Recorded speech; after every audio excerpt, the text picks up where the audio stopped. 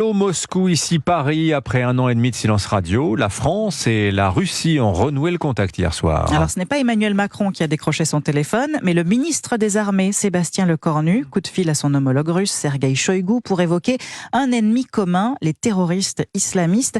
Mais une fois raccrochées, les versions divergent, Dimitri Vernet. Oui, sur la question de l'attentat de Moscou du 22 mars, tout d'abord quand Paris s'est montré pour le moins coopératif, expliquant sa disponibilité pour des échanges accrus dans la lutte contre le terrorisme, appuyant cependant sur le fait qu'il ne disposait d'aucune information permettant d'établir un lien entre cet attentat et l'Ukraine. Écoutez bien la réponse de Moscou. Le régime de Kiev ne fait rien sans l'aval de ses superviseurs occidentaux. Nous espérons que, dans ce cas, les services français secrets ne sont pas derrière cela. Fin de citation. La guerre en Ukraine a également été évoquée. Le ministère russe de la Défense a affirmé que les deux pays s'étaient dit disposés à dialoguer avec comme point commun, point de départ, l'initiative d'Istanbul pour la paix.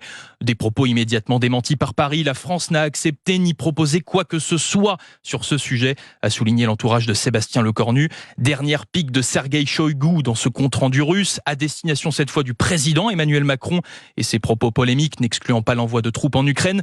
Moscou a indiqué qu'en cas de réalisation, cela créera des problèmes pour la France elle-même. Ambiance. Dimitri Vernet, ambiance, oui, tendue entre la France et la Russie. Drôle d'anniversaire donc pour l'OTAN qui fête aujourd'hui tout de même ses 75 ans.